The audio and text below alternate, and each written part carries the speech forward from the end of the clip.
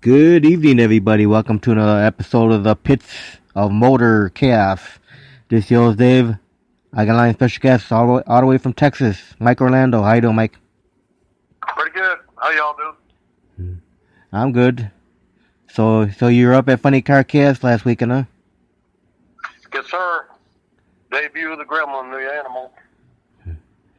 So did you have fun? I had a great time.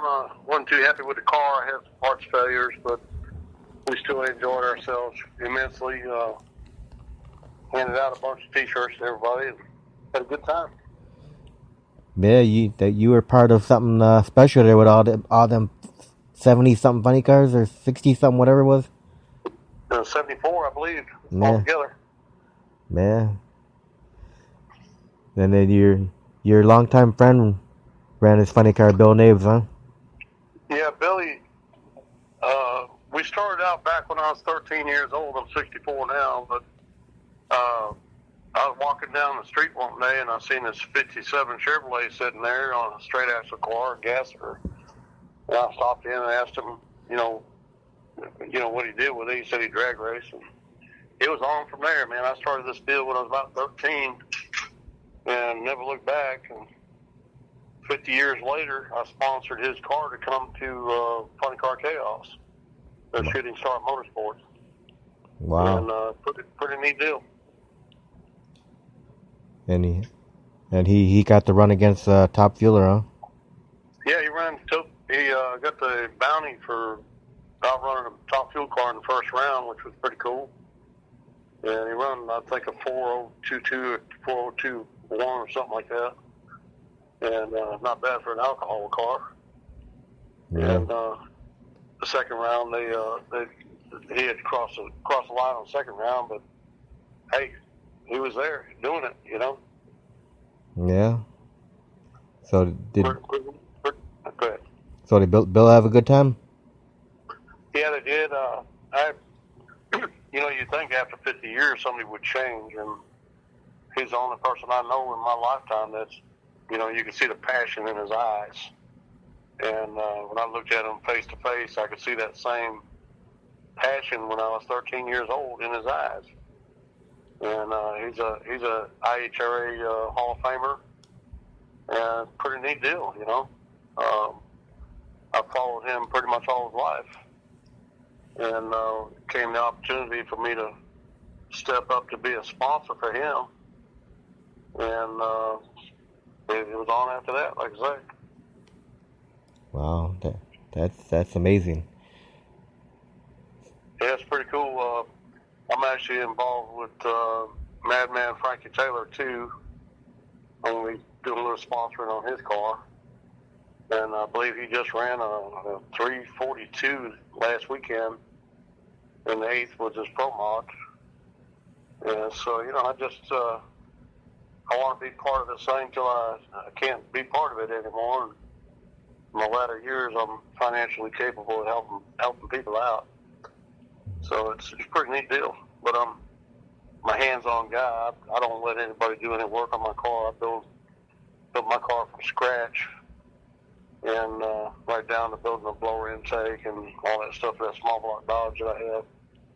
So, there's a lot of people outsource everything they have. And I do my own fiberglass work. I do my own fabrication, my chassis. I put the motors together. Pretty much do everything.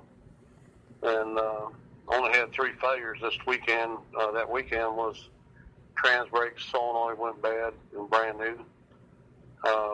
Torque converter was built wrong. Didn't have test time because I waited on the torque converter. And last but not least, the barrel valve on the blower hat didn't function the way it's supposed to. And I had the best in the world in the field out there helping me. Strangers came to me and came and helped me, and we couldn't get it right. So we had the best of the best out there. Edward Wolf owns Wolf Pumps. He come to my aid, and I mean, we just all scratched our heads when it was done. But I'll tell you what, I got the best education I could possibly have in how something wasn't right. And so that just got me to go to the next level with the new parts that I have coming for it. This old Gremlin's going to scream when it's done. I'm sure be a 550 car all day, but I think it'll be a lot better than that after it's all said and done. So how many passes did you make at Funny Car Cast with the Gremlin? Not one pass. That was the only disappointing tale. But I met so many nice people. We just had, I had top fuel teams, the whole team on the golf cart coming to look at my car. When that was so, how you say, I was beside myself. But these guys come up asking me questions about my car. And I'm not a funny car. I'm not a top fuel car. But I had the best of the best looking at my stuff, which made me proud that I could build something that attracted that many people on one weekend. It's unbelievable. We sold a ton of T-shirts, and I didn't even have to, pander them. Everybody, man, we got to get one of these shirts. It's a pretty neat deal, Yeah. And the car's known worldwide. I had to build on Facebook. I picked up so many people in Australia and Germany and Iceland. They all know the car, and they watched it from its inception. If anybody friends me on Facebook, they can see all the photo history of the car. But it started out as just a little two-door Gremlin and grew into the animal. So what year was the animal complete? It took me 4 years overall. I probably could have done it faster, but I own a construction business, and it keeps me really busy. It's just hard to get in the shop and spend 5 days in the shop, But each step that we've done, the car is actually a hot rod versus a drag car. It's street legal on top of that, but the cool part is that the car will never, ever be done. It's always going to be upgraded, and that's what I like about it. A long time ago, I think when I was 5 years old, the first model I ever bought at 5 years old, and back then we could walk to the store, was a rat fink model. And I was hooked on the rat fink clean back when I was 5 years old. And imagine back then you could buy paint and glue in the models. And I brought it home and I painted that thing up just like a box. And I was hooked on Daddy Rock that young. And basically the inspiration of the car is Ed Roth. If you look at any of Ed Roth's creation, they're just off the wall. And I enjoyed building every aspect of the car. Like I said, I did all the fiberglass work, created the front end, the whole style of the body. And it replicates the 1970s funny car style with the bubble fender and all that. And just came out real neat. My wife's proud of the car. I'm proud of the car. My kids are proud of the car. And, I do a lot of charity stuff. We do shows and, just try to, get the exposure we need. We did win Autorama 2 years in a row with the car, top 10. There was 360 cars. I only give out 10 trophies, and we got one of them. So that was pretty cool. Now, you chose to name the animal? Well, my cousin actually gave me that name when I was about 14 years old. Not 14, 16, when I got my license. And he said, "You drive like an animal." And it stuck after that. And so I was driving a 67 Country Squire station wagon. I think I went through 3 motors in about a year with it, blowing them up. And so he nicknamed me in school. He nicknamed me the Animal. And that's, it's been on ever since, Yeah, the name stuck with you, huh? Yeah, I'm pretty aggressive when it comes to doing things. So it's kind of not the ruthless part, but just the aggressiveness. I don't sit around and wait for somebody to step up to the plate. If they're not ready, I'll just do it myself, And that's how I've been all my life. I've been self-employed for 45 years. And I'm in the construction business, so it's just a matter of if you want something, anything you want in life, don't wait on somebody else. Go get it yourself, you know. And if you're expecting something to get it, you're not going to get it anytime soon. I learned to do what I do, you know. But, you know, you sit in that car, it's like sitting in a recliner in your living room. I mean, even when you make a pass, I did some test pass with the car at my warehouse. And, I mean, it's like, I don't have any butterflies or nerves or any of that stuff. I just don't get with driving the truck on the highway, you know? Yeah. You just have to feel that you're confident in everything you built, you know? I don't know how some people do it. They have somebody else build their car and don't know all the aspects of the car. You know, the little, you know, nooks and crannies or you know, how this is set up. I do my own front end alignments. I do my chassis alignments. I do pretty much everything. And when there is nobody to blame but myself, and I hadn't been blaming myself except for the parts failure we had for not questioning capabilities of the people doing them. So now I got cone trans brake that just arrived today. I got a PPC converter coming next week, and I just ordered my barrel valve, my Kinsley barrel valve injectors, you know, to upgrade a blower hat. So that Mike Chelano with Alky Diggers wanted me to put it on alcohol, and I'd rather keep it on. I'm running Q16 fuel, the oxygenator in it, kind of like the natural stuff. And I'm going to give it one more shot after I get the new parts. If it'll run on the Q16, I'll keep it on there. Otherwise, it'll have to go to methanol. And it's just a lot more maintenance with methanol, keeping the fuel system clean and up to date, you know. So, but, you know, the car's going to be used more and more. And my idea was to, you know, cackle down. And we got a seawall boulevard here.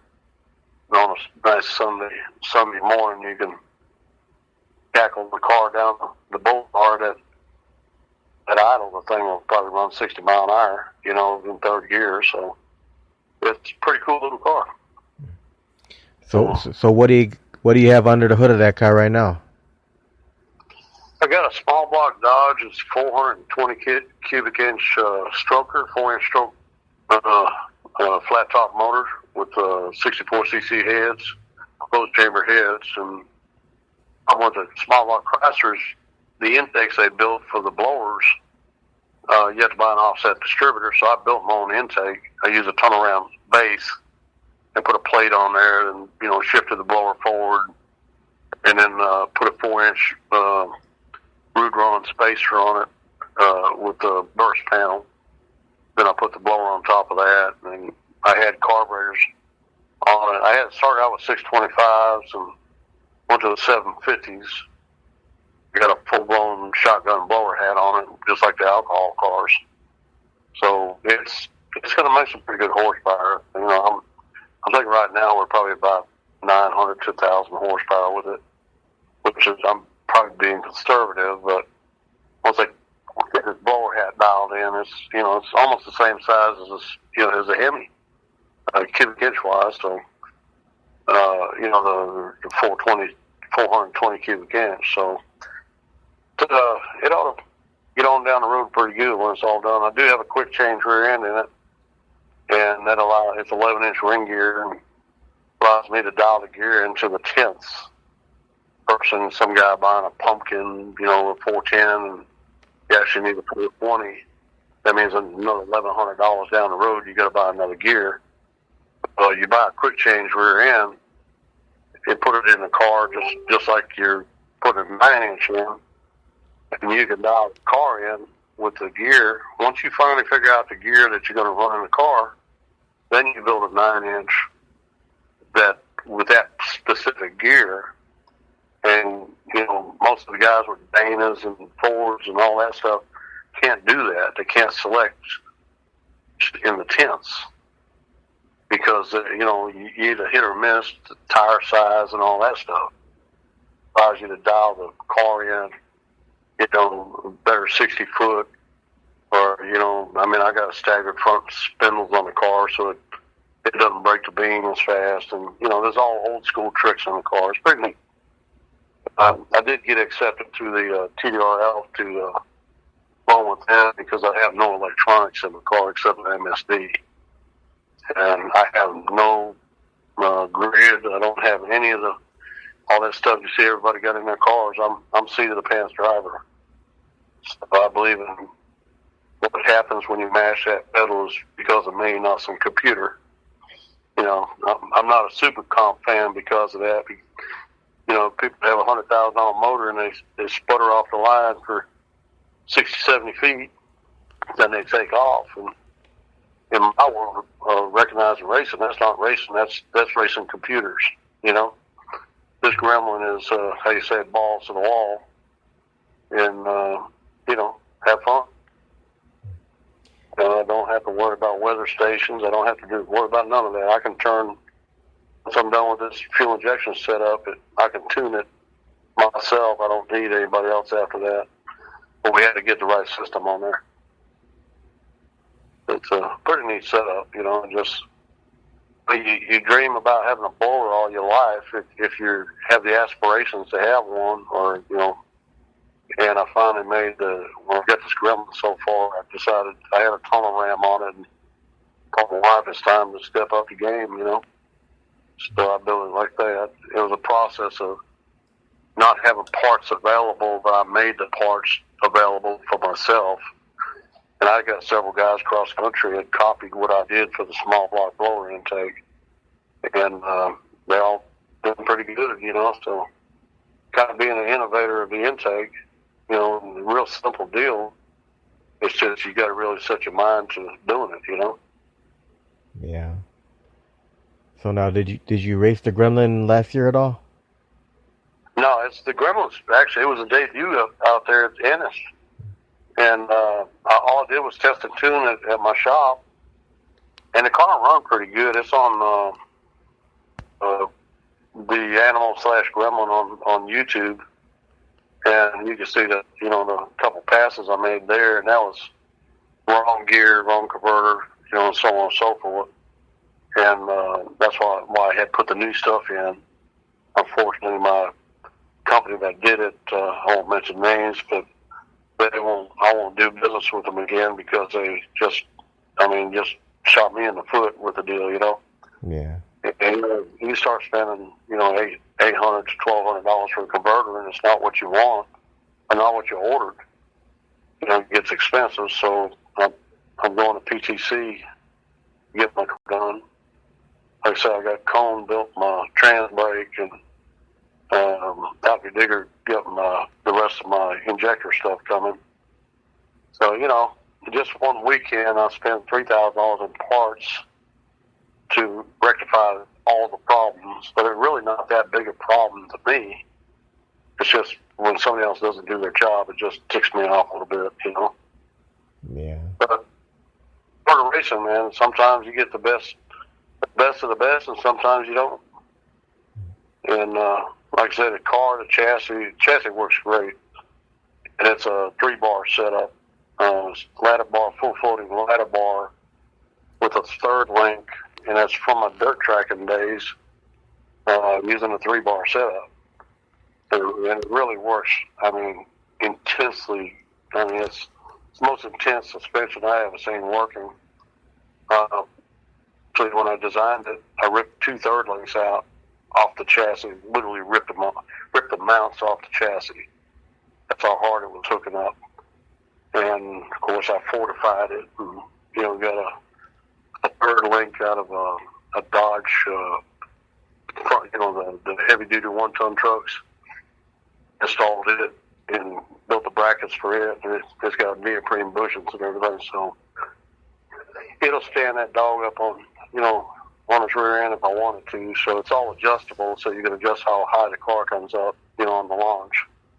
My total plan is to carry the front end about 9 inches off the ground and 60 feet. That's what I designed it for. So, and it's got about a 7-foot wheelie bar on the back, single wheel, just like all the old school aspects, Yeah.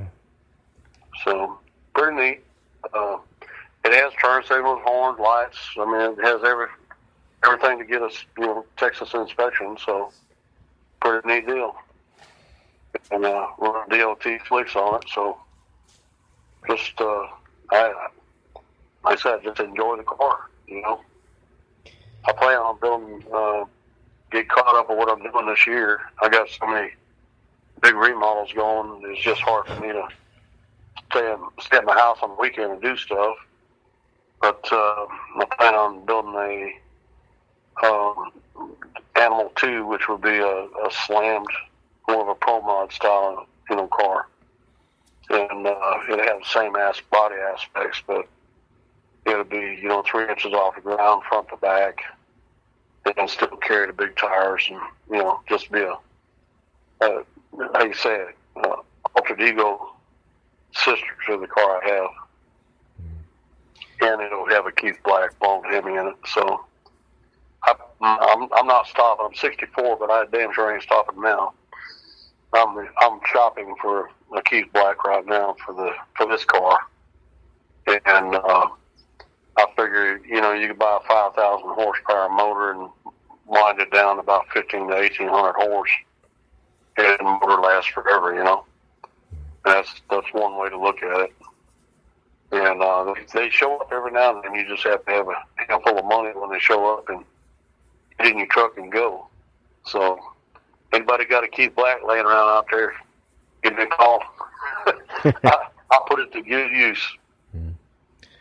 Now, for the Gremlin number 1, do you have any more events planned for this year to run? Yeah, we thought about the Amarillo deal, but I need to make sure. I got to get some test time in on the car.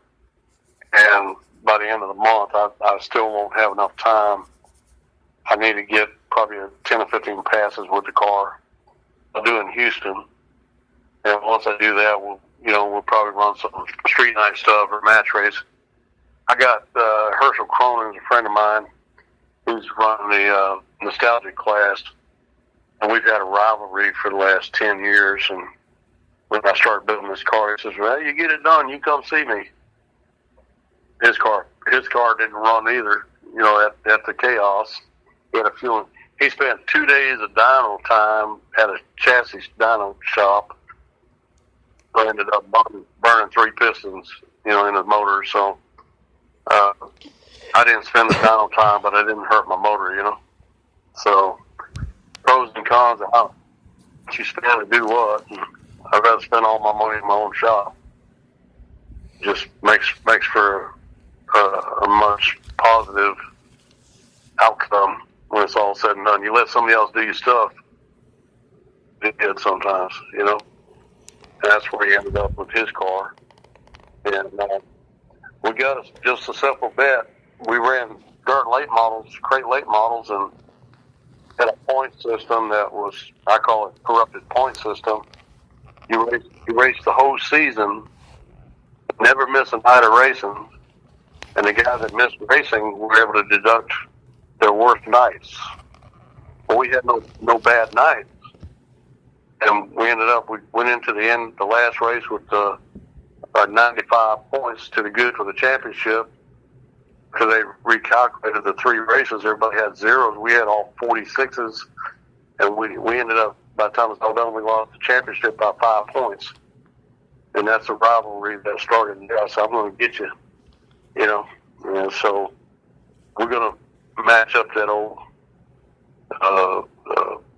car he has against mine, put out a couple bucks down, and see who comes out on top. And he's got a blown big old Ford motor in the thing, and all the trick stuff. It don't intimidate me a bit. So he just, he was sitting in the chair watching me thrash on my car all day over there. It's gonna be good. I feel that the car is gonna do what it's supposed to do. I just needed time to, like I said, my converter guy dragged out 3 weeks trying to build a converter, and they failed. So once I can get over that deal, I know the car's made about 15 good passes. I'll go ahead and load up all my stuff, the race car, the trailer, the golf cart, and travel. I plan on going to Oklahoma and Mississippi and Tennessee, and just 3-day weekends, 4-day weekends. my foreman works for me. He's also an Elvis impersonator, and so we brought him to the Chaos, and which was pretty cool. He performed at the Chaos for everybody, and after a year of the COVID thing, he hadn't been able to express himself. He's an 8-year veteran, and works for me as my foreman. I said, hey man, let's go get you an Elvis suit shined up. Let's go to the races. What did John Force say? He thought he'd seen Elvis at 1,000 feet. Yeah. Yep. And so that made me think about bringing Elvis to the races. Pretty cool. Yeah. And like I said, my crew chief James Bonifant, he's been in a wheelchair all his life, and I mean he handled everything I needed to handle. Yeah, I needed him to handle.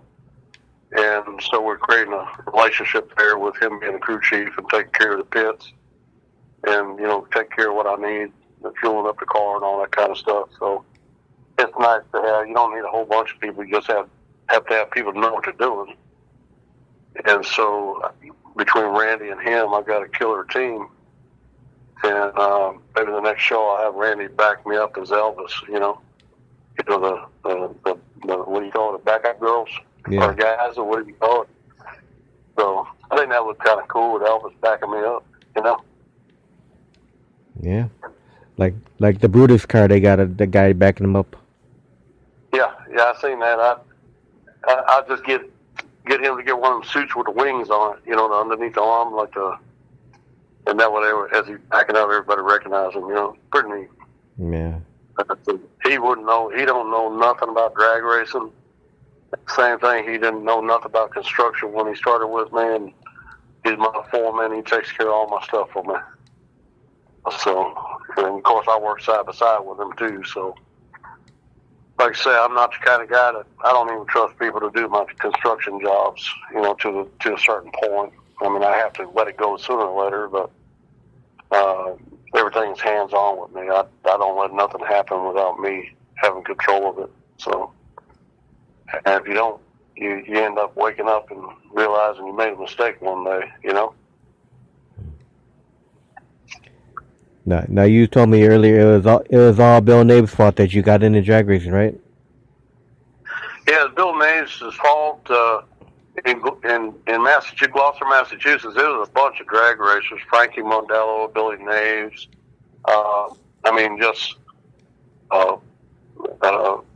Just so many guys I was around. I was sweeping floors in body shops when I was, 12 years old.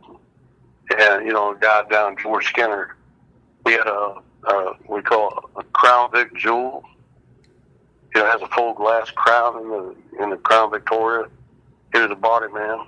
And, I started working in his shop, sweeping his floors. I mean, anybody out there thinks that they should not sweep floors to learn how to do stuff, don't even start.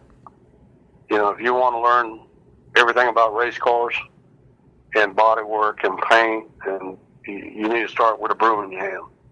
My grandson's 8 years old, and he knows. He's been working on my car since he was 2. And, I got videos of him with a ratchet in his hand at 2 years old, tightening bolts on an airbag. I was assisting him, of course. But, at 2 years old, his tongue was hanging out and having a good time. And I got him, at 5 years old, I built some mascots for the high school here. And he had the DA sander in his hand and sanding away.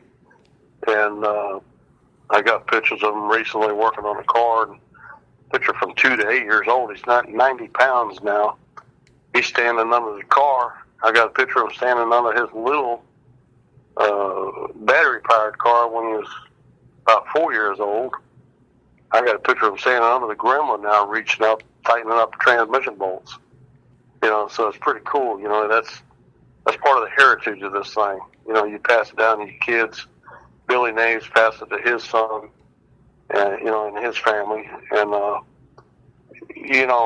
it's very hard. We're losing a culture that has been embedded in a lot of families because the kids don't want their kids to get dirty. They don't want them to, Let them get dirty. Let them get greasy. Show them, just keep the power tools out of their hands till they're old enough. And, just do it responsibly. I mean, I can't imagine. I'm getting ready to be a great-grandfather in about another 15 to 20 days as a great-grandson. And, the dad's kind of a motorhead, but he's more into just cars. And so I look forward to my great-grandson walking in my garage, at a young age. And, my grandson, first time I let him out of the garage, I put one of them bicycle helmets on him, and he didn't want that on his head. But I told him he understood at that young age, if he wanted to come out of the garage with Pops, he had to abide by the rules. And sure enough, within about a week, he'd grab his helmet to come out in the shop. If you don't teach him at that age respect and all the other things that come along with it, you lose the whole aspect of having a grandchild to, follow your legacy, what you do. It's really amazing, and my grandson, he's wanting to go to races with me now, and I said, well, we need to make sure everything's in line with, all this COVID crap that we had going on, and finally getting past all that. By the way, I had a COVID test because I got sinus at the track, and I was negative after socializing with about, 10,000 people. I mean, it is what it is, and if you don't have the right mindset when you're meeting people, I mean, what do? We're good on our end. We know what the COVID deal is all about, and I still wear my mask when I need to, just out of respect. It's not that somebody forced me to wear my mask. I just do it out of respect, because I deal with customers and so on. So, it is what it is. But it looks like NASCAR and drag racing is taking the lead in getting us back out into the spectator deal and the Havoc deal with Chris putting all that together. I mean, that's a lot to do, getting it together, Yeah. And to have that many cars, and there were more cars. Phil Landrum said he wanted to bring his car and so on and so forth. There's a lot of people out there that wanted to bring their cars, and so there's a lot more cars than 74 out there for the next chaos or two, So that's pretty cool. Yeah, that's the first time I participated with the Funny Car Chaos, but it was just a fantastic weekend.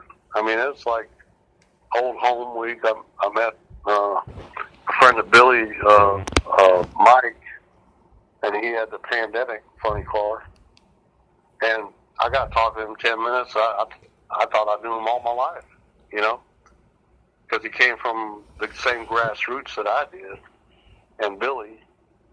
So it's all a common, family camaraderie, And that's what the essence of all drag racing is yeah, you're going to, rip somebody a new head when you get on the line, but, they're your best friend when you're sitting in the pits, and that's what it has to be. Watching the records, being broken, Del Worsham, I'm sure there's some guys that probably thought Del Worsham didn't belong there, but hey, he got, he competed just like everybody else, and, the results is what it is. So, I mean, that's a pretty cool deal. And maybe some of the bigger teams will come, and to me, the NHRA is kind of too pacifist about everything.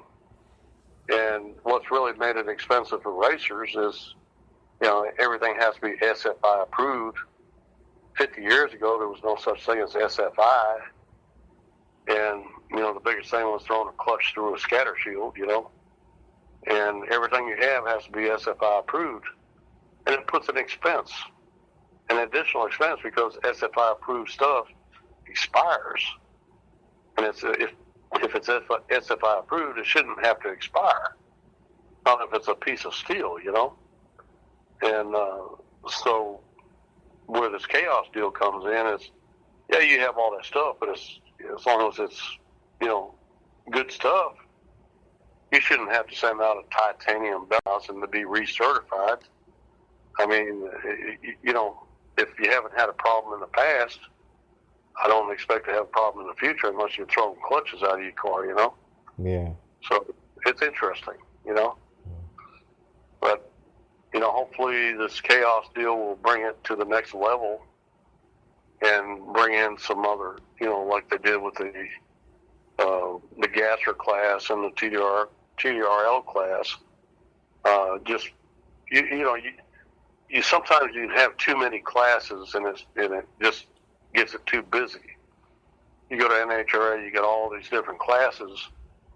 At the chaos, they only have 3 classes, literally 4 classes. I'm sorry, and that's a cool thing because you have control of how many cars you have there. Dirt tracking has gone to the wayside because they've had too many classes every night. Where on a Saturday night you got 6 classes. Well, 3 of the classes, they all look the same. 2 cars in 2 different classes all look the same. The average spectator wouldn't know the difference between one car or the other. Instead of having the tracks work with each other to alternate the classes around, they all spite each other, and that's why there's no dirt tracking left in this part of the country. I've dirt tracked for 30 plus years. I've run mud drags, I've dirt tracked, I've drag raced. I've done all of it, and the least amount of spectators was in dirt track. It's a shame, and they say they blame it on the internet. No, we blame it on the guys with deep pockets that get into a class that they can afford to buy everything, the best of everything, to dominate the class. And I was one of the advocates against that in a crate class. And they have 604 motors versus 602 motors. And one's a $5,500 motor, one's a $3,000 motor. But the guy that can afford a $5,500 motor, a $5,800 motor, can also buy that high dollar rear end that's got low friction, all the low friction parts to go in the car. So it makes what normally would be a 400 horse motor now is making 450 to 500 horse because of all the parts that they put in, low friction parts they put in the cars. Well, by the time it's all said and done, it killed the class. It's almost a 2-to-1 ratio on buying motors, and a guy that could just barely afford a $3,000 motor is going to buy a used chassis, and fix it up, and he don't have a chance.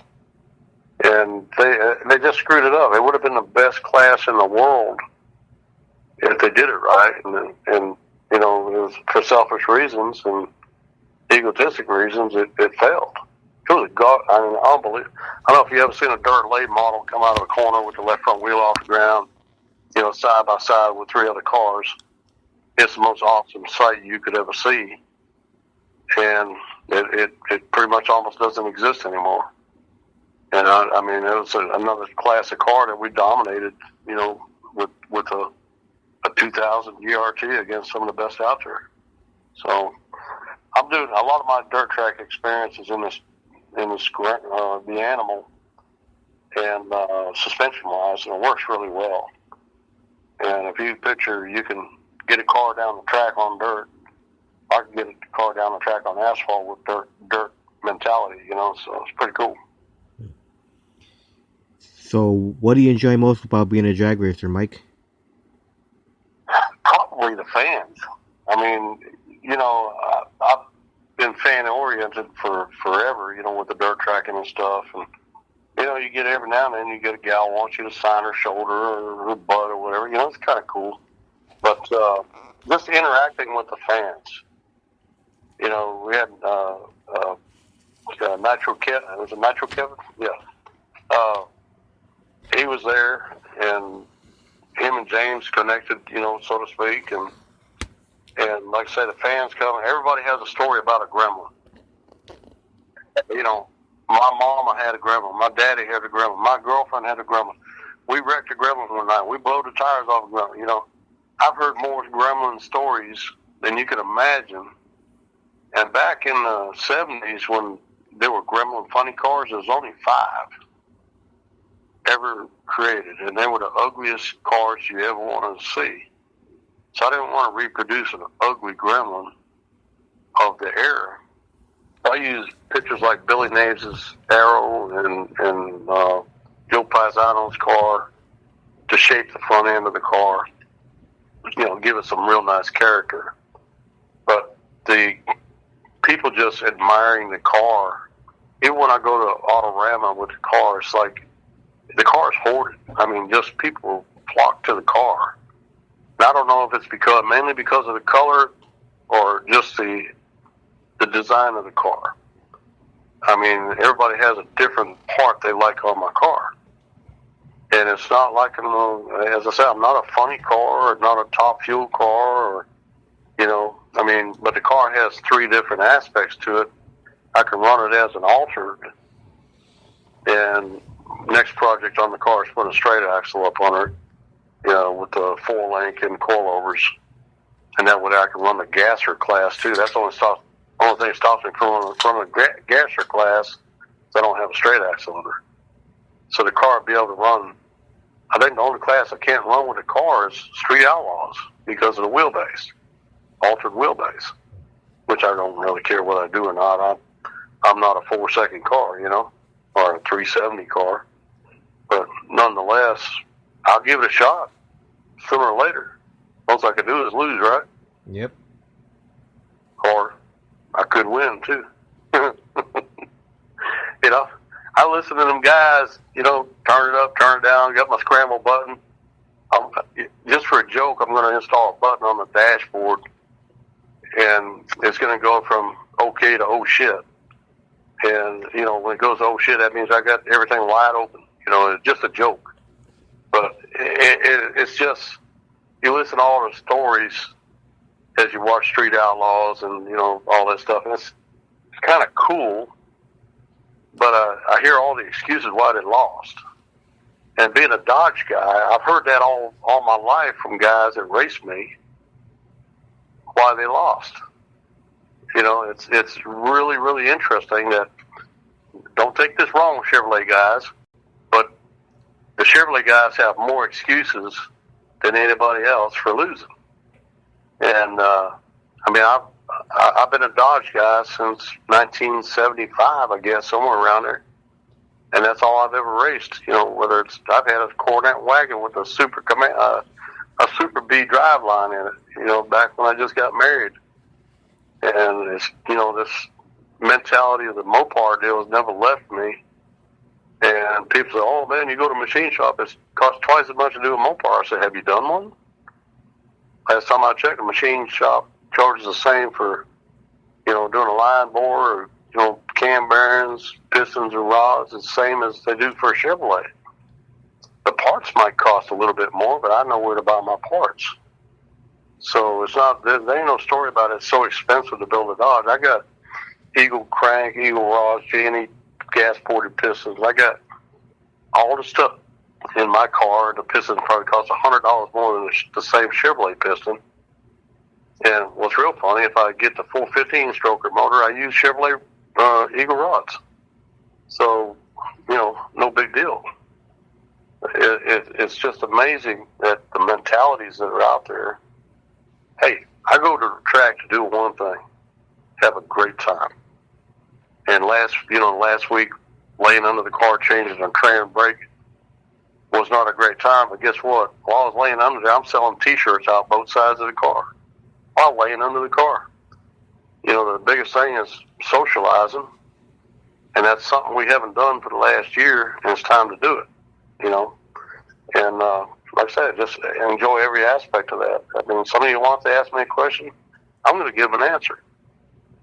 You know, they might not like the answer, you know, but at least that's part of being a civil, you know, deal, you know.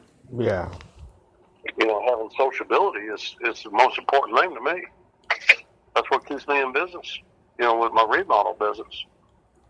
And I meet a lot of people. I got a waiting list and I don't even want it, but got such great people on my list that they're willing to wait, for me to do their houses.